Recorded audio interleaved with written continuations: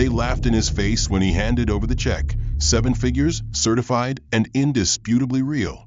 But all they saw was the color of his skin. In the middle of a bright, air-conditioned bank lobby, surrounded by polite smiles and polished floors, a black man dressed in quiet confidence was treated like a walking threat. No name asked.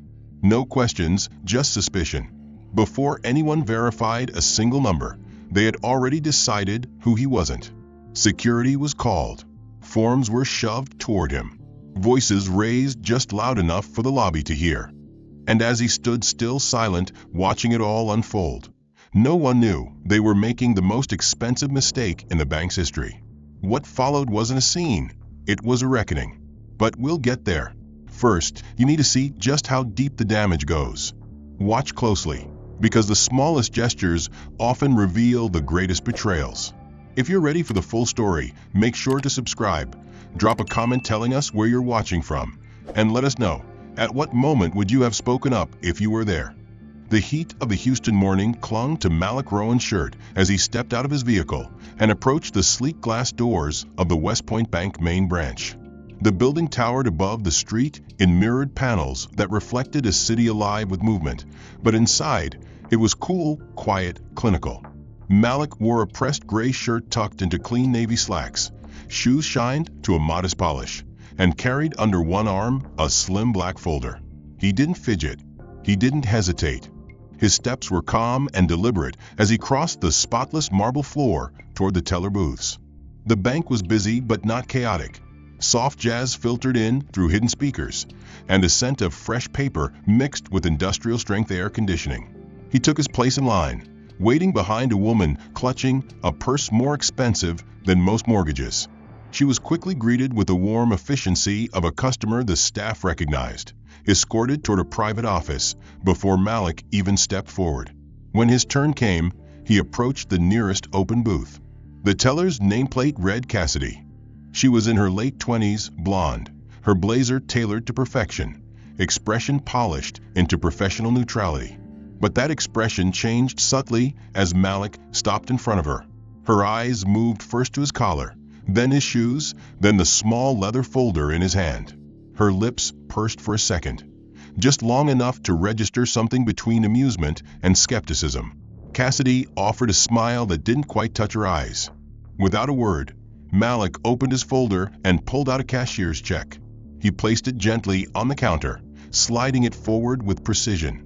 The check was pristine, issued by a national institution, with all the correct routing and verification markings, and the amount printed neatly across its center began with a 1 and was followed by 6 zeros.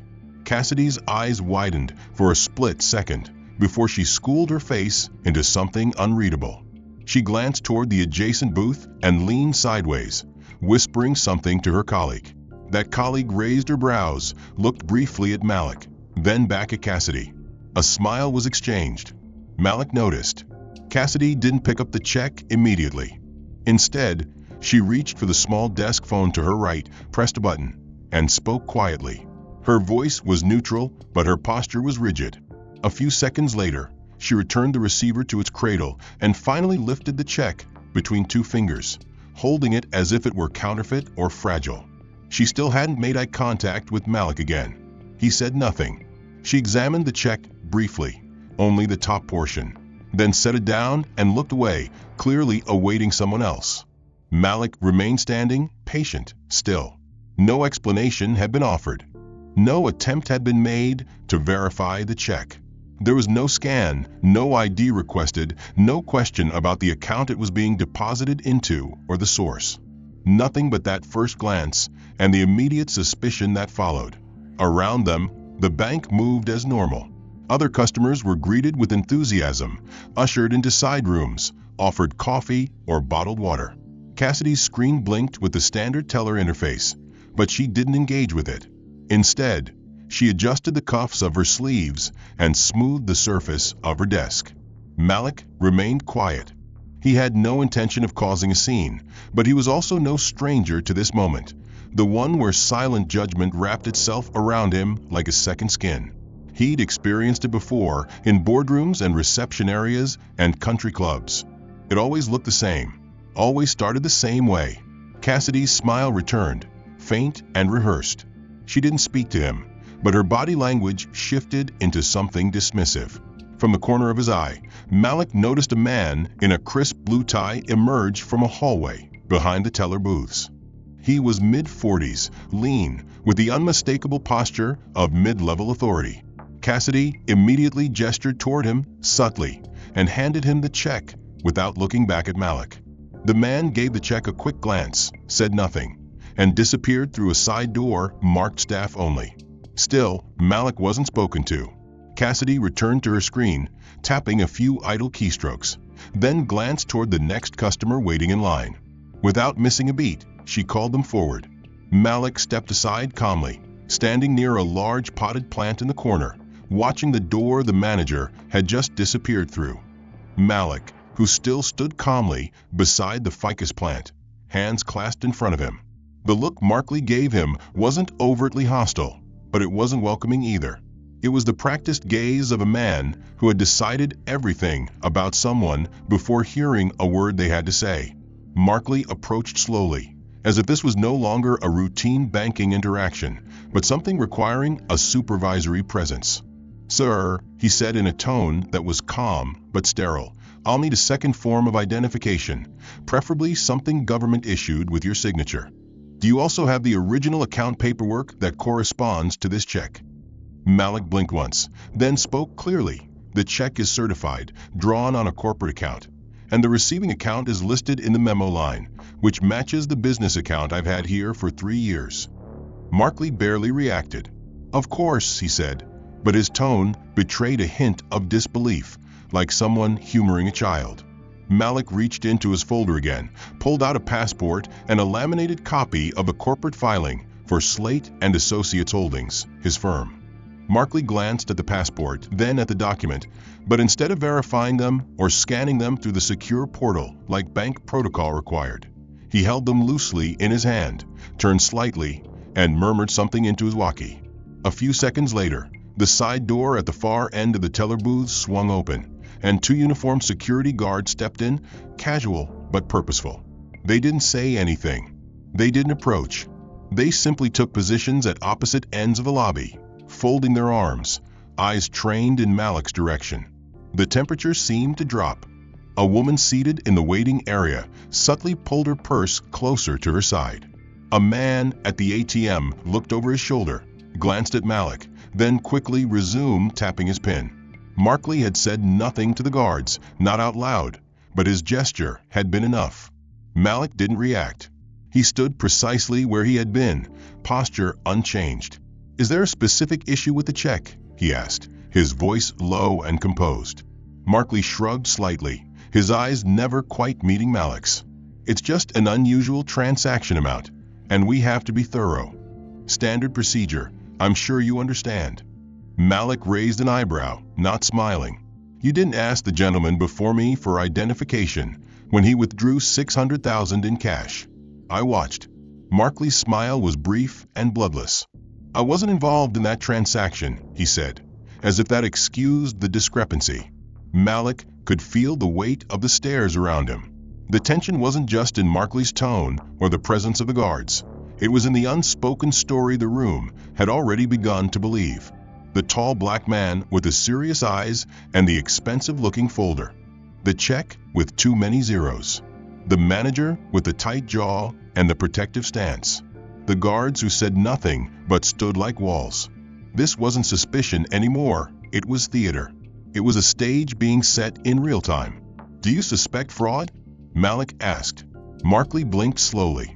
"Not necessarily," he said. "But I do need to verify everything with our internal system before proceeding.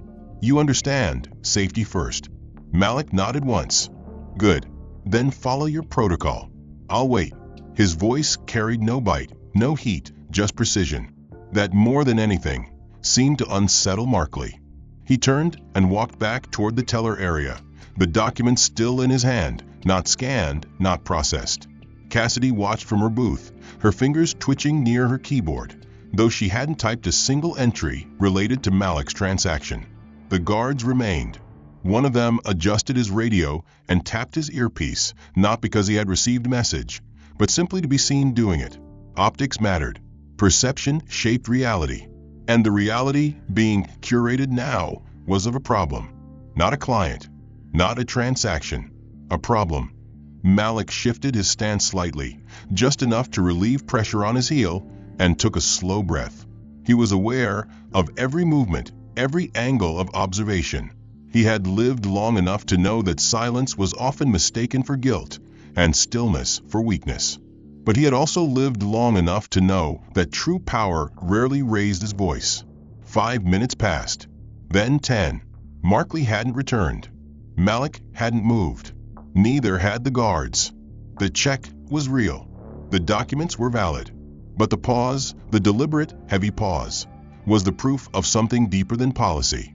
10 feet away, the doors opened again with the soft click of automation. A man stepped inside, early 50s, silver hair swept back with practice care, cufflinks catching the morning light. His tailored blazer screamed old money, and the leather portfolio in his hand matched the shoes that echoed across the tile. He carried himself like someone who had never been questioned. Cassidy noticed him before the sensors had finished closing the doors behind him. Her posture changed instantly. She stood a little taller, adjusted her jacket, and her voice rose in pitch, now melodic, attentive. "Good morning, Mr. Ellison," she called with familiarity as the man approached her window.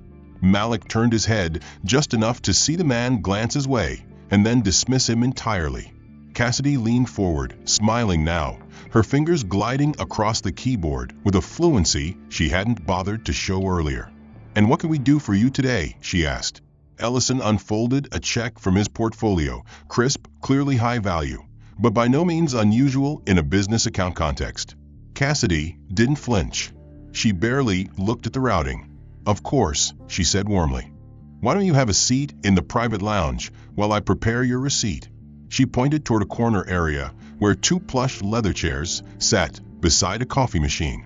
She stepped away from the booth, leaving her terminal completely to pour a cup herself. Malik observed every detail. She hadn't asked for ID. She hadn't called for verification. She hadn't summoned Markley or security. She didn't even check the name on the check against an internal account. She had simply smiled and processed it. As she handed Ellison his coffee, Malik noticed a figure shifting near the back hallway. Someone younger, hesitant, and observant. The intern, Ellie. She wore the standard West Point blazer, but hers was slightly oversized, the tag still stiff on the collar. Her expression betrayed something unspoken: confusion, discomfort, maybe even recognition. She was watching both interactions closely, Cassidy's charm toward Ellison, and the silent suspicion lingering around Malik. Ellie stepped forward almost imperceptibly, as if pulled by instinct. Her eyes flicked from Malik to Cassidy, and then to the hallway Markley had vanished into. She took a breath, like she was preparing to speak. Her foot moved, but before she could cross the line between observation and action, Markley reappeared. He didn't speak to her. He didn't even acknowledge her. He simply met her eyes and gave the slightest nod, not of approval, but of warning. A silent message passed between them: "Stay out of this." Ellie stopped. She returned to her desk and pretended to review something on her screen, though her fingers didn't touch the keyboard. Cassidy returned to her booth, glowing from the exchange with Ellison. She still didn't glance at Malik. The transaction with the other customer was complete. Receipt printed. Coffee served. Compliments exchanged. All without friction. And Malik? Still standing. Still waiting. Still suspect. Markley walked past Malik as if he weren't there, entered his office again, and closed the door. The blinds were partially drawn now. He was on the phone. Malik could see him through the gaps, gesturing with a hand while holding the receiver. Cassidy resumed her casual rhythm, calling the next person in line. Ellie remained frozen at her desk, her jaw tight, her hands clenched. The security guards didn't shift positions, but one of them began tapping his baton lightly against his leg. It wasn't threatening. It wasn't anything actionable, but it was a rhythm, a sound that filled the silence around Malik, like a metronome counting down to something. From across the lobby, a teenager in headphones glanced up and nudged his mother, who whispered something, and they both turned away. The atmosphere now had a pulse, a pressure, a narrative. Malik knew what it was. He had seen it before. The normalization of disparity, the quiet performance of civility toward one and doubt toward another. The intern knew it too. Even from her chair, her eyes betrayed that she saw the gap. But seeing wasn't the same as speaking. Speaking had consequences. Malik inhaled slowly, feeling the weight of his breath settle in his chest. He wasn't angry. Not yet. He was watching. The queue had shortened, and avoiding him any longer would have been too obvious. She motioned toward him with a clipped gesture and spoke in a tone a few degrees cooler than the one she used with the others. "Sir, I'll need you to fill this out before we can proceed." She slid a sheet of paper toward him without meeting his eyes. Malik glanced down. It wasn't a standard deposit form. It wasn't even something familiar from his years of business dealings. The document was titled Source of Funds Declaration Special Review Protocol. His brow furrowed. The questions were invasive. They asked for specifics far beyond verification, demanding personal income sources, the full breakdown of the entities involved in issuing the check, legal signatories on both ends, even projected account activity for the next 3 months. Malik looked up. "What exactly is this?" Cassidy didn't blink. "It's standard for large deposits flagged by compliance. We just need to verify everything." "Even though it's a certified bank check?" he asked. Her tone hardened. "It's our policy." That word, policy, floated through the air like a shield, like it excused everything. Malik stood straighter. "And this policy, does it apply to everyone depositing over $1 million? Cassidy hesitated, just enough for the truth to slip through. "It depends on the context." Malik didn't answer immediately. He scanned the room. The 2 security guards were still stationed in the background, now pretending to review something on their phones, but still watching him without subtlety. The air in the room was thick with expectation. Around him, no one said anything, but he could feel the quiet judgment mounting. An older man near the exit looked over, narrowed his eyes, and then muttered something to his wife, who didn't even glance back. A young woman with a stroller moved further away from where Malik stood. These weren't coincidences. They were symptoms. This wasn't about caution anymore. It was accusation dressed in civility. He turned his attention back to Cassidy.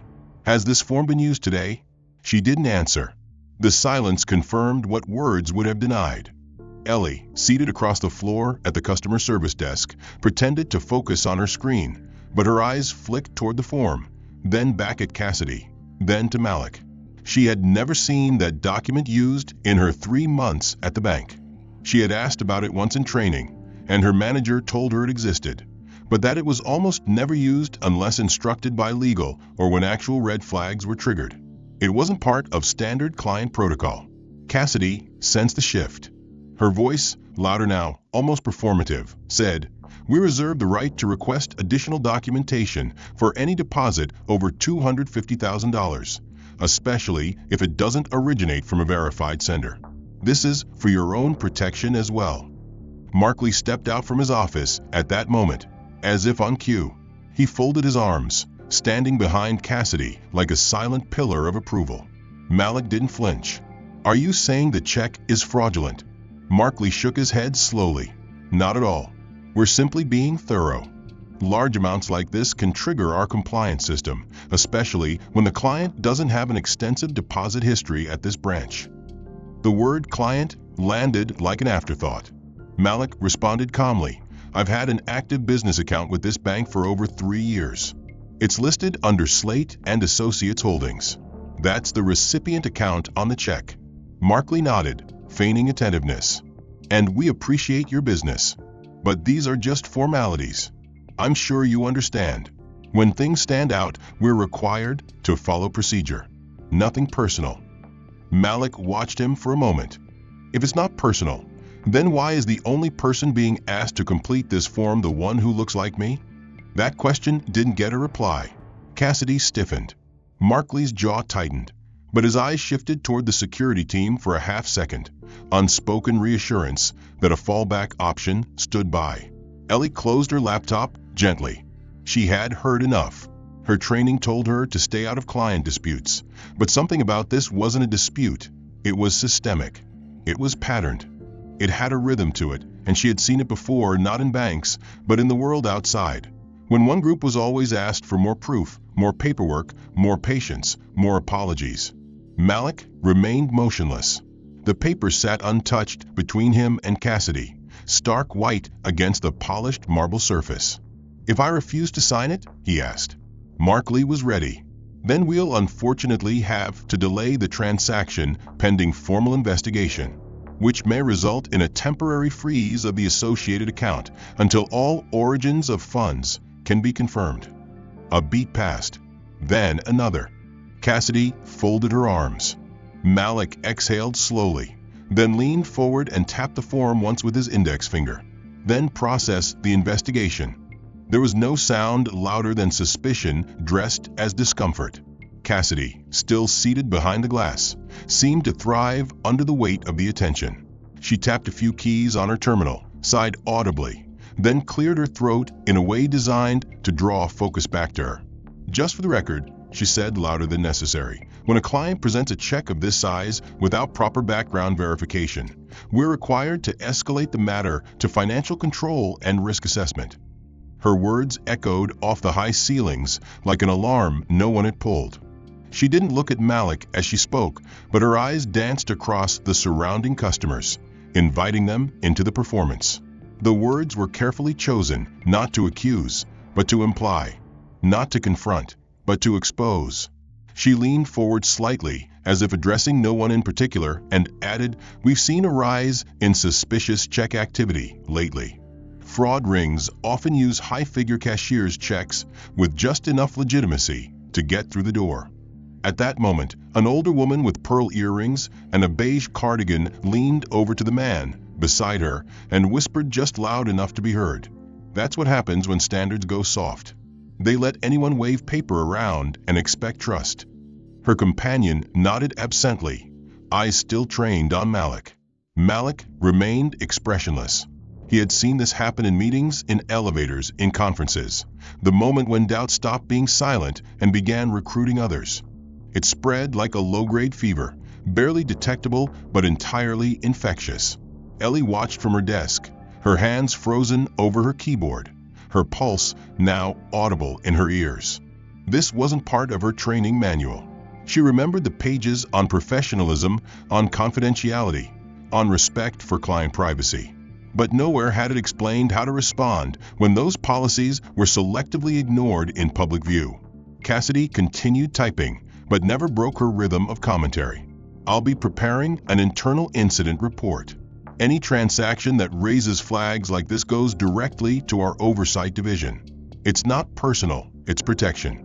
For the institution and for legitimate clients." She didn't whisper. She wasn't trying to contain the exchange. She was broadcasting it.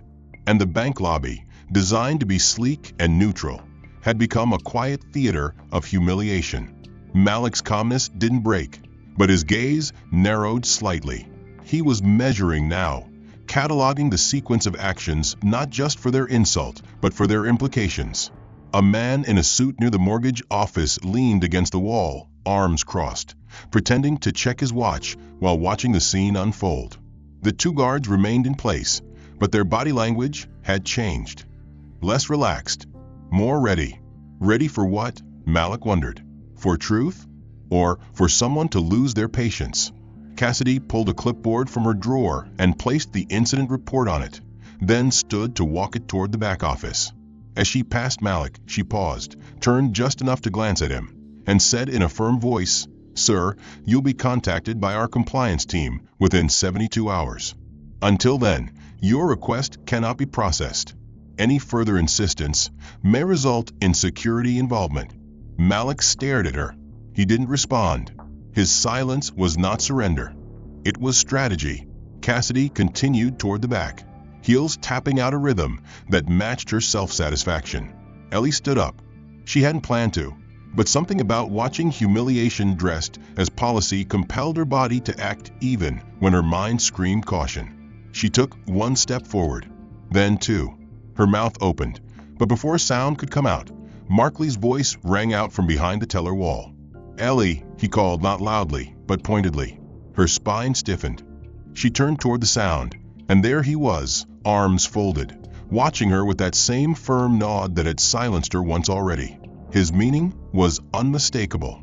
"Sit down. Stay quiet. Let it pass." Malik saw it too. He saw the glance, the hesitation, the silent enforcement of hierarchy. Ellie slowly returned to her seat, her face pale. Cassidy disappeared into the rear hallway. The older woman in the cardigan now shook her head slowly. "I just think," she said to no one in particular, "we used to have more discipline in places like this. People knew their place." Malik turned toward her, just slightly, enough to make her stop mid-sentence and shift uncomfortably in her chair.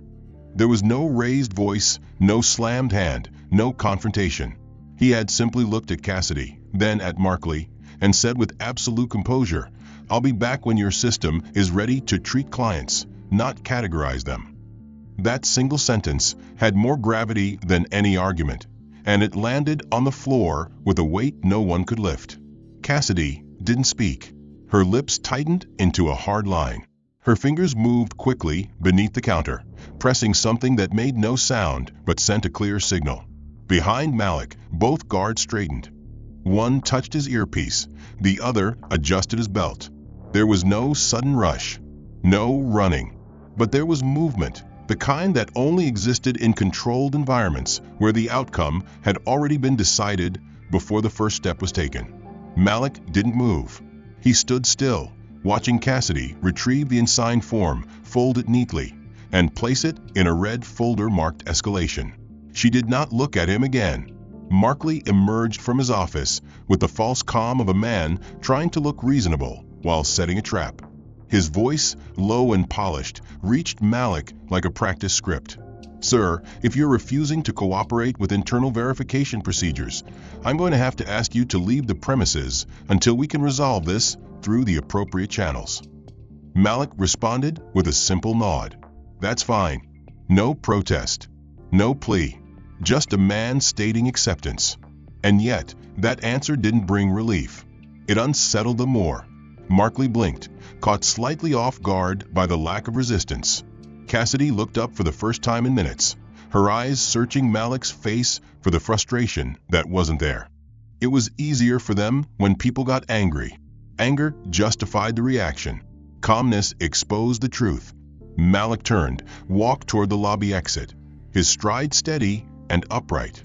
But as he passed the guards, one stepped slightly into his path. Not aggressively, just enough to assert control.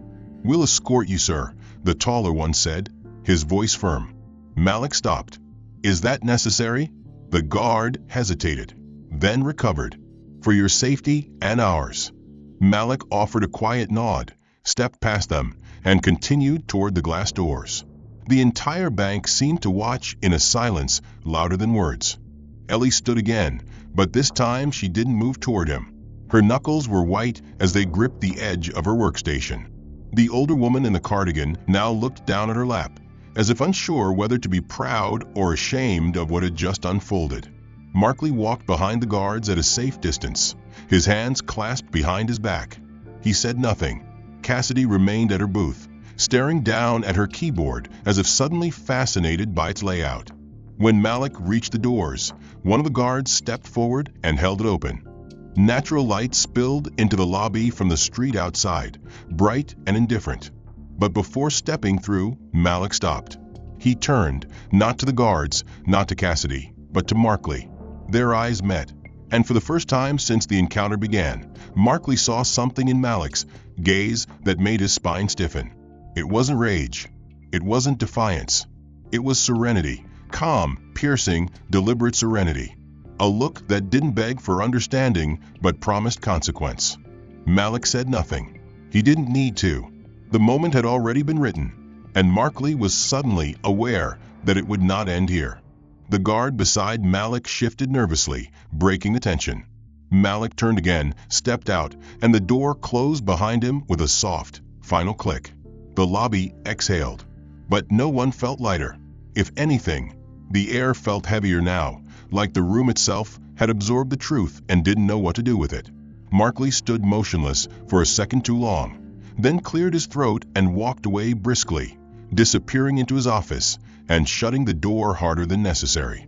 Cassidy busied herself with the next client, though her smile came slower, her tone more mechanical. Ellie sat down slowly, but her eyes remained fixed on the door Malik had just walked through. She didn't blink, didn't breathe. Somewhere inside her, a knot had formed. She didn't know it yet, but that moment would be the one she'd remember a year later, when choices would have to be made. For now, though, the branch settled into its old rhythm. It started with a ping, a small notification in the inbox of every department head titled Immediate Account Alert. Avid Trust Divestment. Within minutes, whispers turned into wide eyes and hushed phone calls. Entire teams stood frozen as they read and reread the details. Overnight, a private equity firm known as Avid Trust had initiated a total withdrawal of assets from every division of West Point Bank. Not partial, not phased, complete. The number was staggering. $2 billion across diversified holdings, escrow reserves, offshore instruments, and trust funds. By 9/12, the executive floor was on fire, not with flames, but with panic. Phones rang in loops. Legal was on hold with compliance. Corporate communications scrambled to draft a response before the media caught wind. No one could find the point of contact at Avid Trust. Their legal office had issued the withdrawal through encrypted transfer protocols just before midnight, followed by a couriered letter hand-delivered to West Point's general counsel stating that all further correspondence was to be directed through outside litigation counsel. The tone of the letter was calm, professional, irrevocable. Markley, seated in his branch office hundreds of miles away, hadn't yet opened his inbox. He was reviewing paperwork from the day prior, casually sipping coffee when his desk phone rang. It was regional management. They didn't say hello. They didn't ease into it. Markley, the voice said, "What the hell happened yesterday?" He blinked. "Excuse me. You had an incident at your branch involving a client. A man named Dorian Slate. What can you tell us about it?" The name didn't register at first. Markley pulled up the previous day's Q log and saw it. Client, Slate Dorian M. Purpose, deposit. Status, escalated not processed. Beneath it, the red flag, incident review pending. Suddenly, it clicked. The man with the calm voice, the tailored folder, the unwavering eyes. There was a check that triggered protocol, Markley said. We followed procedure. I stand by it. Silence on the other end. Then, you escorted the managing director of Avid Trust out of your lobby under suspicion of fraud, Markley. He didn't just hold an account. He was the primary controller of over $2 billion in managed assets, and last night, he pulled every cent out of this bank. What do you stand by now? Markley said nothing. His skin turned cold, even in the morning sun pouring through his blinds. We'll be conducting a full internal audit of your conduct and your staff's. All footage from yesterday has been requested by corporate. You'll be hearing from ethics within the hour. Don't leave the building. The call ended. Markley didn't move.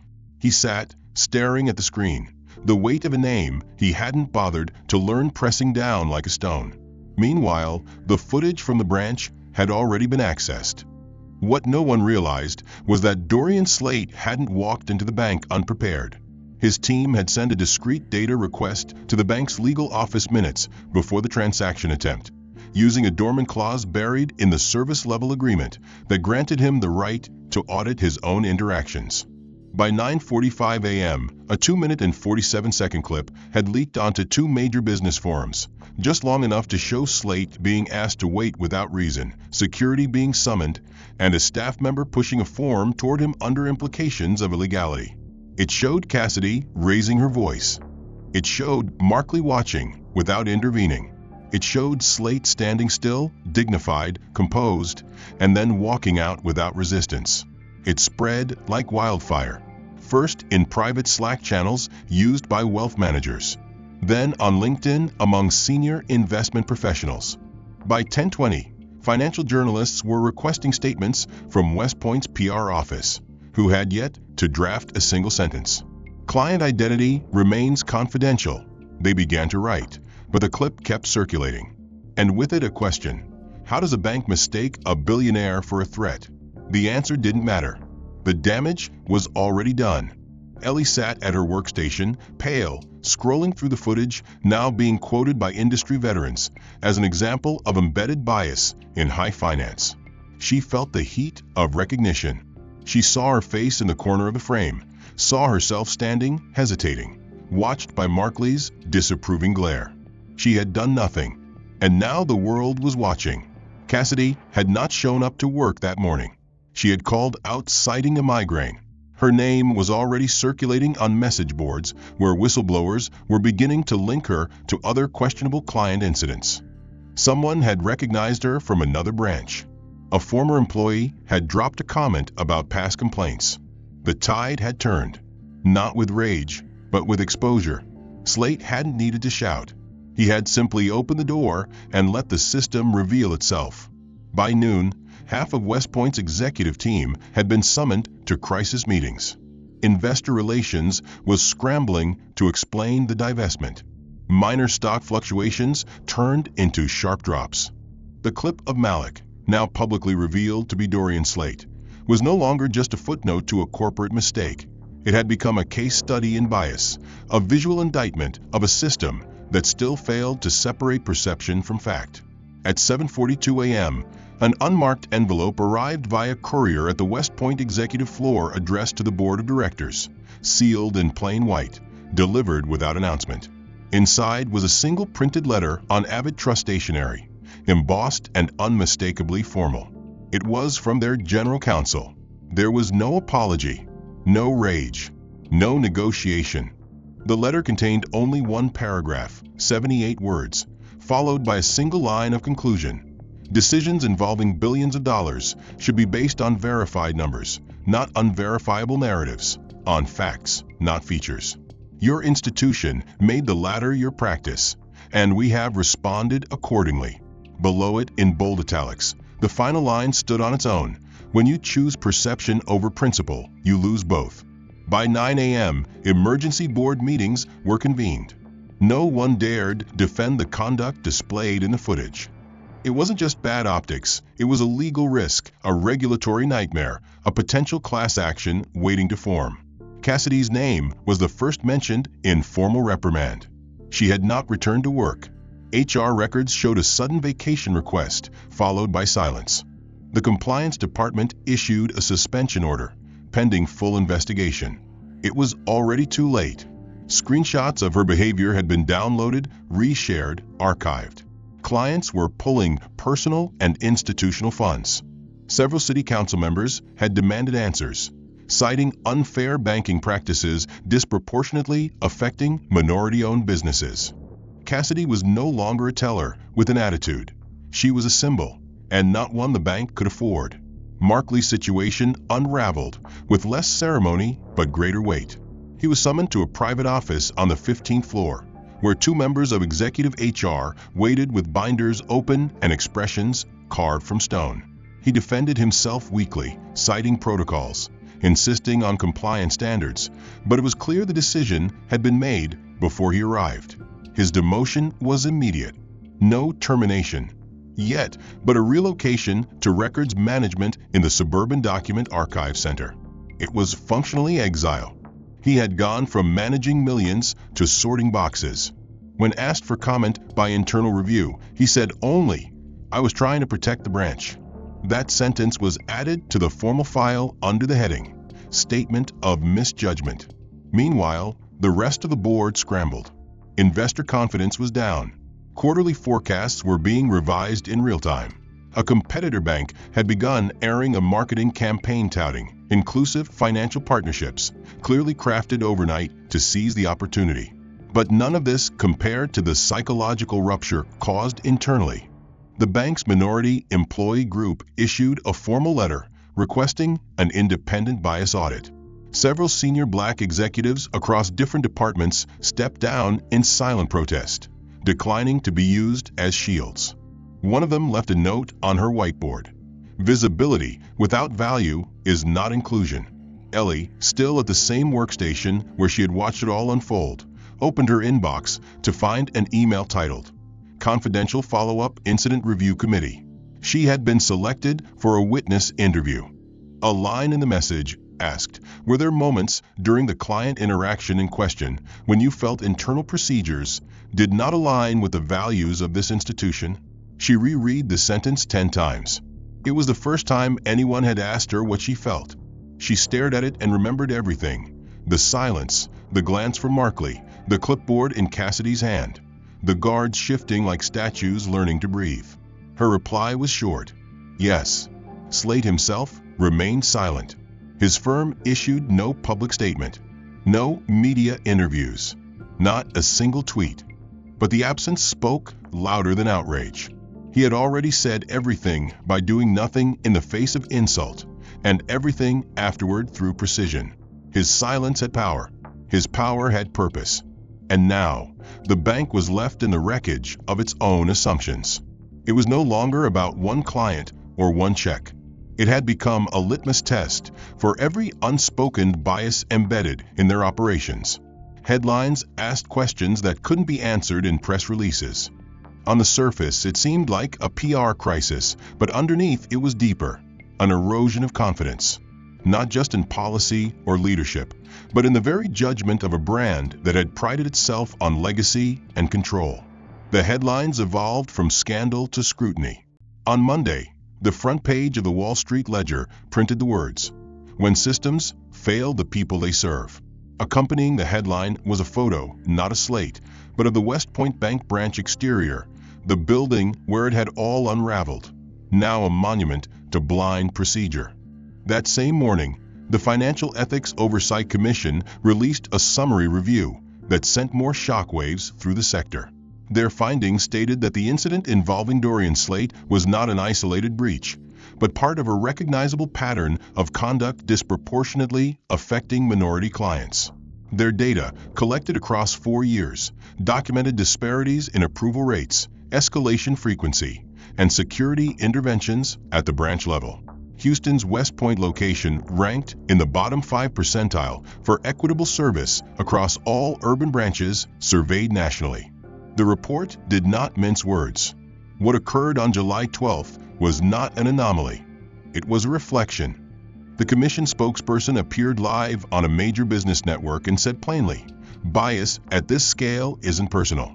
It's institutional, and institutions must be held accountable." The bank's internal strategy team worked overnight to prepare talking points, but no press release could contain the bleeding. Credit rating agencies placed West Point under review.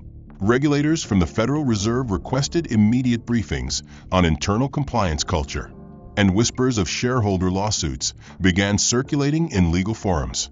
By midweek, nearly 40% of West Point's executive committee had received private inquiries from industry peers regarding their long-term plans. Many began polishing resumes in silence. The cracks widened from the top down. The board commissioned an emergency diversity and equity audit, not as an act of reflection, but of survival. Yet even this was met with skepticism, as several advocacy groups publicly declined invitations to participate, citing performative optics. One coalition leader posted on social media, "You don't get to invite us to repaint the house while it's still on fire." Ellie, still employed and now under quiet protection from HR as a named witness, walked through the corridors with a changed sense of self. Colleagues no longer greeted her with passing smiles. Some offered polite nods, others avoided eye contact. She heard her name in muffled tones. She was the girl who almost said something. The girl who saw it but didn't stop it. That burden clung to her like humidity. Her inbox was filled with staff-wide morale emails, training opportunities, links to sensitivity modules. None of it mattered. None of it undid the moment. Cassidy, now under suspension, had become unreachable. She had deleted her social profiles, gone silent online. But screenshots of her behavior, the incident report she had drafted, and the recorded audio from internal systems remained. Her voice had been captured saying things she thought were harmless at the time. She had said, "It's not like he looks like the usual $1 million client. And that sentence, once hidden in internal logs, had now become a hashtag. Markley, now assigned to the archives facility in West Point's low-rise operations annex, sat each day in a fluorescent-lit room surrounded by unlabeled boxes and outdated ledgers. His badge no longer granted access to the executive level. His name had been scrubbed from the corporate directory. He was, in all but title, erased. Yet even from his exile, he saw the aftershocks ripple through the ecosystem. Vendors began demanding shorter payment terms. Partner banks pulled out of upcoming joint ventures. Foundations and nonprofits quietly withdrew deposits and redirected their pledges elsewhere. Nothing dramatic, just departure after departure, leak after leak, attrition by distrust. What the board feared most wasn't the financial loss. It was the narrative. West Point had always marketed itself as a modern institution, built on tradition, but committed to progress. Now it was the cautionary tale, the example cited in diversity summits, as what happens when your words say one thing and your staff acts another. Law schools began using the case in ethics modules. Media outlets assigned full-time reporters to cover every stage of the unraveling. And while no single moment spelled doom, the totality did. The bank's quarterly earnings call was the most watched in its history. The CEO opened with an apology that felt like it had been polished by 30 lawyers. He said things like, "We take this very seriously, and our values remain unchanged," but few believed him. Analysts asked direct questions. What steps have been taken to guarantee that incidents like the Slate case will not recur? The CEO fumbled through commitments to retraining, reorganization, external review. Stocks dipped further. Meanwhile, Dorian Slate remained invisible. No tweets, no statements, no interviews. He had vanished as quietly as he arrived. 1 year later, the name West Point Bank no longer occupied headlines, not because it had recovered, but because it had been replaced by newer stories, by different crises, by the inevitable movement of the media cycle. Yet beneath that fading spotlight, lives shaped by the fallout continued in quieter, more complicated rhythms. Cassidy Harper stood at the front of a small auditorium in the community wing of a nonprofit building in Austin. The banner behind her read, "Economic Equity Through Accountability," and beneath it, in smaller letters, "Guest Speaker, Former Financial Professional, Advocate for Fair Access." She wore no blazer today, just a simple blouse and jeans, her hair pulled back, her face open in a way it hadn't been in years. The room wasn't packed. Most of the chairs were filled with students, young professionals, and organizers, people who had experienced the system from the outside, not the boardroom. Cassidy cleared her throat before speaking and let the silence settle before breaking it. "I used to believe I didn't see color," she said. "I used to believe I was just doing my job. And I used to think that was enough." The air in the room was still, attentive.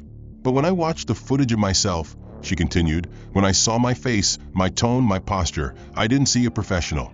I saw someone who had decided, before asking a single question, who was worth listening to and who wasn't." Her voice didn't crack. She had rehearsed this moment, not because she wanted to appear polished, but because she refused to be defensive. There were no excuses. She had resigned from the bank 6 months after the incident. Not under pressure. No media statement. Just an email with the subject line, "I need to start again." What followed was not redemption. It was work. Real work. She volunteered for 3 months before anyone trusted her enough to hire her. She fetched coffee, filed forms, translated complex banking language for those who had been locked out of the system for generations. Slowly, she earned a seat. Now she led community sessions that explained credit systems, helped small business owners build financial resilience, and taught first-generation college students how to understand compound interest before it understood them. The applause was gentle, not explosive, but genuine. After the session, a young woman approached her. She looked skeptical, hesitant. Cassidy listened as the woman asked, "How do I know you're not just doing this to make yourself feel better?" Cassidy didn't flinch. "You don't," she said, "but I'll still show up next week, and the week after that. And you can decide when it matters." Meanwhile, in a converted classroom on the south side of Houston, a man with salt and pepper hair stood before a group of high school seniors. His name tag read, Volunteer Instructor M. Markley. He didn't introduce himself with a resume. He didn't mention his former title. He started with a question. What does power mean to you? The students answered in scattered bursts, money, control, status. Markley nodded and then wrote one word on the board, perception. He told them a story about assumptions and silence. He didn't name the bank, and he didn't say the client's name. But they understood. These were students who had seen their parents treated differently at counters and interviews. They didn't need names. They needed acknowledgement. Markley had taken a long route here. After his demotion, he spent 6 months in the archives before requesting unpaid leave. He used the time not to hide, but to listen. He attended community forums where people spoke without fear of retaliation. He sat in churches where sermons didn't end in applause, but in action plans. He read every line of the bias audit report and highlighted the parts that made his stomach twist. He stopped justifying. He started learning. The school program welcomed him cautiously. One teacher vouched for him, a former colleague who believed people could change if they were willing to stand in discomfort without demanding applause. Markley never asked for a second chance. He just kept showing up. When one student asked him, "Why should we trust you?" he replied, "Because if I can't earn your trust here, then I didn't deserve to hold it anywhere." That line stuck. The students didn't clap, but they returned the next week, and the week after that. At the national level, West Point Bank underwent structural reforms. Half the board had been replaced. The name remained, but the reputation had changed. Not repaired, just clearer. They rolled out equity programs, funded inclusion councils, donated millions to nonprofits. Some called it progress. Others called it damage control. Both were true. But in corners of the country, far from cameras and headlines, the story had moved into a new phase, not of punishment, but of practice. Dorian Slate, still silent in the public sphere, remained active behind the scenes. He funded 3 education centers under anonymous endowments. He created a venture capital initiative specifically for overlooked founders. He never mentioned the bank. He never needed to, because what had begun as a quiet humiliation had become something larger than any one man. It had become proof that justice isn't always loud. That power, when wielded without ego, can dismantle what ego once built. And that change, real change, begins not when a system falls, but when the people who once held it up choose to build something better. In the final line of a journal entry Ellie wrote for her ethics class at university, now a year into her scholarship, funded quietly by an anonymous donor, she said, "The day we stopped pretending not to see was the day we started learning how to look." The end. If this story moved you or made you think differently, consider subscribing for more stories that reveal the truth beneath the surface. What moment in this story hit you the hardest? Was it when he was quietly escorted out, or when the board finally realized who he was? Let us know your thoughts in the comments, especially where you're watching from. Your voice helps keep these conversations alive.